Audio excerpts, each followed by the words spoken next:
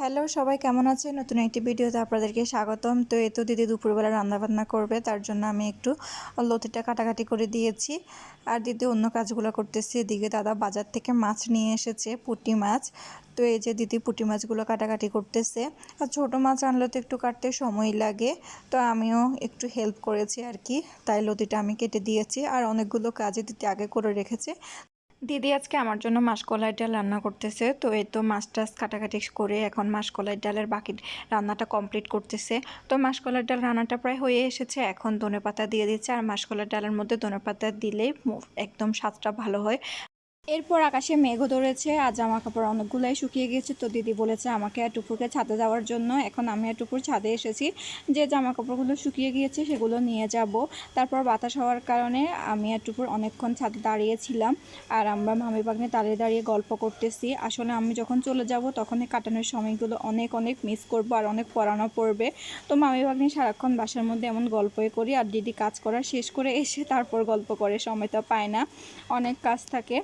তারপর এই যে বাসায় এসে আমরা এখন দুপুরের খাওয়া দাওয়ার করার জন্য বসে গিয়েছি। দেখি যে দিদি আমার থালাটা একদম সুন্দর করে সাজিয়ে দিয়েছে। প্রতিদিন এভাবে থালাটা সাজিয়ে দেয় আর একটার পর একটা আমাকে তরকারি দিতেই থাকে। দেখেন মাসকলার ডালটা এত সুন্দর হয়েছে, খেতেও কিন্তু অনেক মজা হয়েছে। এই তো এখন আমি যে তরকারিগুলো দিয়েছি সেগুলো শেষ করতে না করতে এখন দিদি আরেকটা তরকারি আমাকে দিয়ে দিচ্ছে। এরকমই করে খেতে বসলে একদম থালা ভর্তি আমার ভাতের থেকেও তরকারি বেশি থাকে।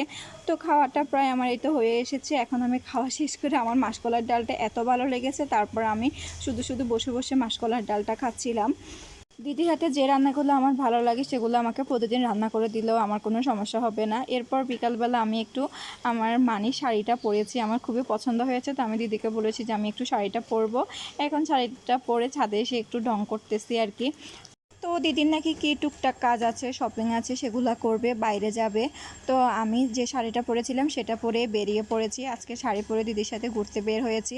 তো এখন এই তো আমরা দুজন মিলে একটা রিক্সা নিয়ে চলে যাচ্ছি। আমরা যে বের হয়েছি টুপুরকে নিয়ে নেয়, টুপুর দাদার কাছে বাসায় ছিল আর সেও বলেছে যে যাবে না, তাই আমরা দুজন মিলে যাচ্ছি। আচ্ছা, রিক্সায় ঘুরতে কার কার ভালো লাগে কমেন্ট করে জানাবেন তো। আমার কাছে অন্য যে কোনো কিছুর থেকে রিক্সা ঘুরতে খুব বেশি ভালো লাগে। তো টুকটাক কাজগুলো শেষ করে আমাদের বাসায় আসতে আসতে একদম সন্ধ্যা হয়ে গিয়েছে। তো দিদি চটপট চানাচুর মাখাটা করে নিয়েছে। রাতের বেলাও কিন্তু আমরা বাইরে গিয়েছি আর বাইরে খাওয়া দাওয়া করেছি। নেক্সট ব্লগে দেখা হবে, বাই।